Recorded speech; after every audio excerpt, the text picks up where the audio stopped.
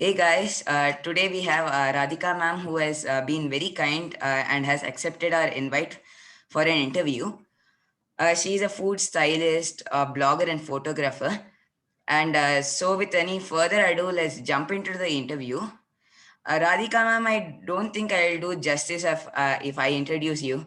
So, would you mind taking a minute to introduce yourself? All right. Hi, Tharak. First of all, thank you for inviting me for your school's newsletter. It's quite a privilege. Thank you so much. About me, so I'm Radhika, like you said, and so it's been quite a journey. I started a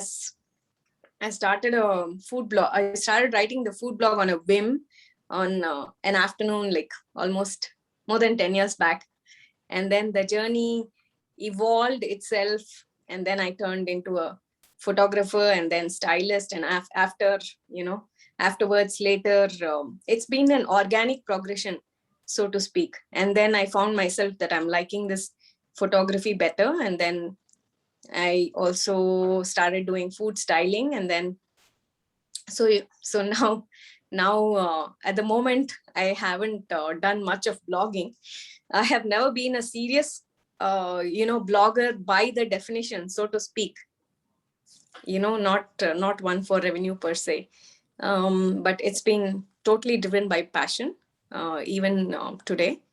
So I started this blog called Just Homemade. It's all about the love of pure vegetarian, home cooked food. All right. So, why did you start, and what has been the driving force? What's been the motivation for you to keep continuing? So the why is something I never quite realized when I started the blog. It all happened in hindsight per se. In general we take food for granted. Your Right. mom cooks food, party, your grandmom cooks food. None of this will matter now, but much later when it all becomes nostalgic, right? That's when it has that value. So Right. when that happened to me too. We had moved out of the country, we lived in Houston, and that's when I was craving for like homemade food, the things that I could never find in that place, all the homemade food from childhood. So there was no other way to eat it unless I cooked it. So I had to cook it. And once I started cooking, then I said, I think I should write down this recipe because I will need it again. And then probably that's how it started. And also because I realized that I had taken this concept of homemade food for so much for granted, and my love for that homemade food grew so much from that point onwards. Mhm. All right. So yeah, does that make sense? Yeah, I've never I've been very privileged that I've not experienced anything like that up till this point of time, and think it I think it would be such a good experience if I was able to do something like that. Okay, yeah. So for the second question, how do you promote your blogs, and who are the audience who read? Which kind of audience? Yeah, so the audience is again like, my blog is not like the one which you will really see. You will find the ones which are really really popular, and they cater to all kinds of what do you say, cuisines and things like that. So it's all traditional food from my background, from my cultural background and heritage, and all that I have really really come to love. So people who like that kind of food from Mysore, Bangalore, and all these typical traditional foods, Angar food, and things like that. People who crave homemade food, and also like the narratives around it, the nostalgia. People who are in a similar situation who yearn for that kind of food. Those people follow it, and I have never gone out of my way to really market my blog per se. So Okay. be able to tell much about it other than being on Facebook and Instagram, more Oh, so Instagram of Facebook, not much of Facebook. oh, okay. For the third question, the photos of your recipes are the highlights of your blog. So what are the elements that go into each of the photos? Yeah, that feels good and bad also. It feels like everybody looks at the picture and then stops there, but they don't go into the recipes per se.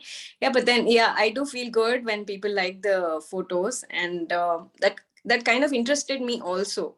When I started blogging, it felt like, these pictures, they're kind of interesting. Creating images, beautiful images, is really really interesting. It's something which kind of ignites that creative side of you. So I really got interested into it, and then um, again, I think I lost track. What did you say? The photos? What did you say? The photos of your recipes as the highlights. So what are the Okay. elements that go into each of the photos? Yeah. So initially, I used to just go with my instinct, but later, when I got used to it, I know what I want. Like, I think about what I'm trying to create. For example, you will see in one of the recipes recently, I mean, not exactly recently, but one of the um, uh, probably Okay. recent ones on the blog. It's I wanted it to have that nostalgic feeling. It's a recipe made by my mom, so I wanted that element to be, that particular picture to evoke that feeling that it's made by my mom. And so luckily I had my mom at home at that time, so I had her hold that.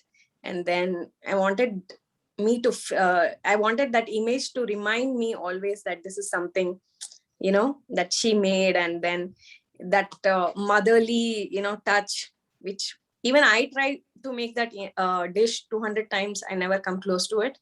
So that's what I thought I wanted that picture to bring out. And if you go to the blog, you'll kind of see that picture. It's there in that gongura toku. Oh, So that's what. So basically, I try to see what emotions I want to convey through that image. Number one, or like if I have a story to go with an image per se in my head. Otherwise, I will try to show the textures of the food, or like, the beauty of the food, or um, those kind of things. okay. Yeah. And the fifth one. Because it's so hard, photos are two dimensional, right? We can't really Right. show you how it How it drips, or actually. what do you say, how it feels to touch it, or how does it smell. You cannot do all those things, but you still Right. have to do something, um, that Something it is close really to it. attractive, but it also, like, takes you to that moment. It makes you feel something. Right. To Okay. feel. Okay. For the fifth one, like, are your blog posts impromptu, or does a certain amount of planning go into them? When I began to blog, I mean, when I was really really a newbie, it was all impromptu. Obviously, when I look back, it all looked pathetic, because there was no planning per se. But yeah, off late, whenever I create a blog post, it is kind of planned. I kind of think ahead, saying, what ingredients I want to show, what is the context that has to be in the picture. Does the picture have to be festive, or do I want it to look just homely, simple, rustic? What is it? I have to think ahead, and what kind of mood or light I want to capture. Based on that, what kind of time of the day I have to shoot, because I don't use artificial light. I shoot it with only natural light. So the time of the day is also quite important. You see, the sun's light keeps changing, whatever comes through the window. Early Right. morning, it's very soft, and then it's like harsh, and then again, it's got warm tones in the afternoon, Right. right? So depending upon what mood I want to capture in the pictures, I'll have to plan ahead. Like something, if I want to shoot a chai scene, then probably I want that warm feeling. When you drink when you drink tea, how warm you feel, how cozy you feel, or something like that. So Yeah. I'll have to plan. So the more planning, the better the picture turns out. Okay. So have there been any mistakes along the way that you have learned from? Of course, plenty, thousands, thousands and thousands, plenty. I wouldn't hear. I wouldn't be. See, the way I look at it is, without mistakes, there would be no room to improve. Right? We Right. constantly make mistakes, and excuse me, and that's the way we learn, and that's the way we evolve. Right? Right. So we learn from mistakes and improve. So definitely there has been mistakes, and we'll have to learn from them and then make them turn them into something positive. Okay. And what does it take to start one's own blog? How much does it take? Time, effort, and all that? Okay, so to start a blog, really nothing. It does not need anything except for strong intention to write your own blog. Okay. Because write blog is very simple, right? um, because you get to do it on a free platform like wordpress.com, or nowadays you have Squarespace. So many have come up nowadays, and also micro blogging platforms like Instagram and all these things. But it does not take much except for strong intention and that passion to do it. um, but if you want to take it further, definitely it needs it's like you're growing a plant. You'll have to take care of it continuously, right? So Yeah. definitely there is need for commitment. And commitment is the most important thing. And to keep it uh, continuously, create content continuously on the blog. So that, and further, if you want to, if you want to make it more, want to make it professional, then probably you want to go, that is when the money spending starts. You want to create a domain of your own. For example, like the blog is called justhomemade.net, so it's like an address people can remember. That is where the money, the expenses start, the cost. Otherwise, if you want to just start and see where your interest is, if you're really serious about it or not, it doesn't take much. All it takes is intention. You can just get started. Okay. Uh, Does that answer? yeah, it answers my question.